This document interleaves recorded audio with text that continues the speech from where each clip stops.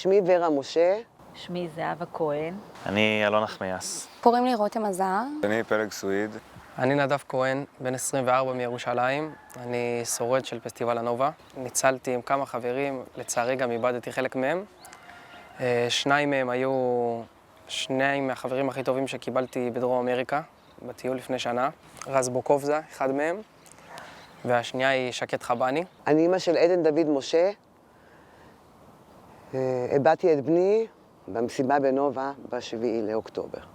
אני אימא של בן בנימין כהן. הבן שלי נרצח במסיבת נובה. הבן שלי יצא עם 5 חברים. אחד מהם זה עדן, הבן של ורה. איבדתי את אחי הקטן, גיא עזר. הוא יצא למסיבה עם עוד 4 חברים, שמתוכם חזרו רק 2. נרצח עם עוד 2 חברים הכי טובים שלו. איבדתי הרבה אנשים מהחיי היום-יום שלי, ב7 לאוקטובר, אבל ביניהם איבדתי את אחד האנשים שהיו הכי קרובים אליי בחיים, החבר שהיה הכי קרוב אליי. לא הייתי מגדיר אותו כחבר, הייתי מגדיר אותו כאח יותר. את קשת קסרוטי קלפה. איבדתי את תמר גוטמן, שהיא גיסתי, אחותה הקטנה של אשתי. נסע לשם עם 4 חברים, החברים הקרובים, החבורה. ונרצחו כולם. עדן היה ילד של אהבה. הוא היה הלב של כולנו בבית, גם של החברים. כל מי שהכיר אותו הכיר אישיות מאוד מאוד מיוחדת. כאילו לפעמים החיות שלו אומרות, אמא, הוא יותר מדי טוב לעולם הזה. בן היה בשבילי, וואו, אהבת חיי. הוא היה הקסם של הבית, האור של הבית. הוא היה ילד אחר. הוא היה באמת ילד אחר. אפילו הוא היה אומר לי, אמא, אני אחר, אני לא כמו כולם. אני מרגיש את זה שאני אחר. אני אגיד לך עד כמה הוא היה מיוחד ואחר. הוא אהב לתקוע בשופר. אבא שלי, מילדותו, הוא נתן לו שופר במתנה. ואז הוא אמר לי, אמא, השופר הזה מאוד מאוד קטן. הוא בא יום אחד הביתה, הוא קנה שופר ממש גדול, שופר תימני. הוא היה נוסע למשל בכביש, והוא היה רואה פקק, ואנשים ככה מדוכאים. הוא היה פותח את החלון, לוקח את השופר, אם במידה והיה איתו, והוא היה תוקע, ואז כולם היו עושים לו, היה אומר להם, תשמחו, תחייכו, זה רק פקק. אז זה היה. הייתי אומרת לו, בן, איך אתה עושה את הדברים האלה? אז הוא אומר לי, זה לשמח, זה כיף. שקד הייתה כזו מיוחדת שהייתה תמיד מסתכלת על אחרים לפני שהייתה מסתכלת על עצמה. תמיד הייתה דואגת למי שבצד, היא לא הייתה יכולה להשאיר אף אחד לבד. והיא הייתה אישה של אנשים, פשוט אישה של אנשים ושל טוב לב עצום. תמיד, אם אנחנו במסעדה, היא רואה מישהו לבד, היא אומרת לו, בוא תשב איתנו.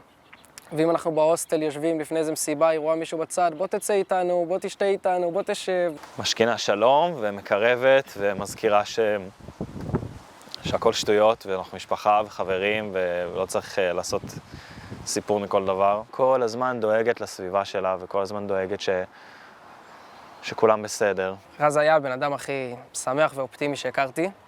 בחיים לא ירד לו החיוך מהפנים, בחיים. בלכתו של קשת העולם איבד אחוז משמעותי מהשמחה ומהטוב לב שהיה קיים בעולם, ועוד יהיה קיים.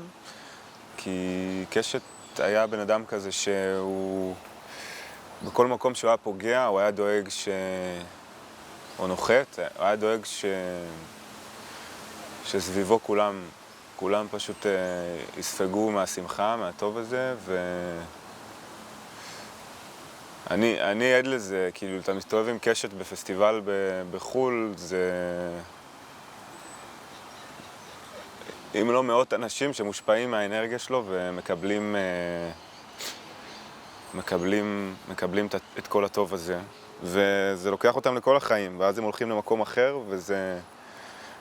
והם נותנים את הטוב הזה גם, וככה איבדנו הרבה טוב ושמחה בעולם. ועכשיו בעיניי המטרה שלנו היא להמשיך את הטוב הזה ולדאוג שהטוב הזה לא יפסיק להיות מופץ ויגיע אפילו ליותר אנשים. כשקיבלנו חזרה את הטלפון של גיא, פתחנו אותו וראינו את השומר מסך שלו, והרגשנו מה שכתוב על השומר מסך זה ממש צוואה ממנו, והחלטנו שזה מה שהיינו רוצים שימשיך הלאה מהדרך שלו. באמת שומר המסך שלו היה חוקי האושר, ואנחנו מרגישים שזה גם ממש סימל אותו, וגם משהו שהיינו רוצים לקחת איתנו הלאה, להשתדל לחיות בדרך הזאת, לא לשנוא, לא לדאוג, לחייך, ולזכור שהשם איתנו תמיד. הפרויקט הזה מסמל עבורי המון תקווה. הוא מסמל בעצם את ניצחון החיים על המוות, אפשר לקרוא לזה ככה. אני בטוח שהפרויקט הזה יצליח להשפיע על עוד הרבה מאוד אנשים בזכות האנשים האלה שהלכו. שיקרו כאן עוד כל כך הרבה דברים טובים בגלל המקרה הזה. שדווקא מתוך החושך הגדול הזה יצליח לצאת הרבה אור. הפרויקט הזה מבחינתי הוא קודם כל חיבור בין אנשים. שזה משהו שהיה מאוד חשוב לגיא, וגם זה משהו שבשביל עולם יותר טוב, אנחנו חייבים ללמוד להצליח לעשות את זה טוב יותר. והפרויקט הזה מבטא בעיניי את המושג דרך ארץ קדמה לתורה. כי יש כמובן את העניין של ספר התורה, שזה חשוב ומשמעותי ומרגש, ואפשר להגיע ולראות את הספר או לשמוע את השליח ציבור קורא מהספר, אבל יש משהו שהוא גם בחיי היום-יום שלנו, שהוא לא רק בבית כנסת, שהוא בעולם האמיתי. ומעשה טוב זה לא בהכרח לקחת על עצמך פרויקט גדול, זה יכול להיות גם לחייך למישהו בבוקר, זה יכול להיות גם איך אני נחמד יותר לסביבה שלי. הכנסת ספר תורה, לפני שהיא מנהג דתי, היא סמל, והיא בעיניי סמל לעוצמה, ואני מסתכל על זה כחוויה עוצמתית. אני אומנם בא מבית מסורתי, ואני מאמין סך הכל, אבל לצורך העניין קשת שגדל בבית שהוא יחסית לא דתי, להפך מזה, ההפך המוחלט מזה, ובשנים האחרונות שלו הוא ממש התקרב לדעת והתעניין וחקר, והנושא הזה ממש עניין אותו, יומיים או יום לפני כל הדבר הזה, שמחת תורה, הוא הכניס ספר תורה, אם אני לא טועה. ובעיניי הכנסת ספר תורה זה, מעבר להכל, זה סמל לזה שאנחנו עדיין כאן ועדיין ממשיכים, וכמה עוצמה יש בחיים האלה. אני חושב המשמעות של הפרויקט הזה בשבילי הוא שלא מדובר בהנצחה פסיבית, כביכול. יש משהו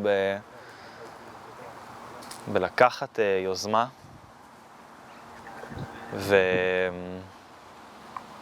ולחיות באופן אקטיבי. זאת אומרת, במקום לשקוע באבל לפעמים זה קורה, בסדר? זה קורה לכולם, ולא כל אחד יכול לקום ולעשות. ואני חושב שאין לנו ברירה אלא להפיץ אור וטוב ואהבה, כי זה או זה או כאילו התרסקות, התרסקות ארוכה וקשוחה מאוד. אנחנו אנשים כולנו שאוהבים לשמוח ואוהבים לרקוד, ואם לא ננציח אותם באמצעות עשייה טוב, אז הפסדנו. לא רק בקרב מול החמאס, אלא את המהות שלנו. כל נרצחי הנובה, הם הלכו לרקוד, הם הלכו לשמוח, הם היו אנשים של שמחה, הם היו באמת אנשים של אהבה, וזה מה שאנחנו צריכים באמת להמשיך ולעשות.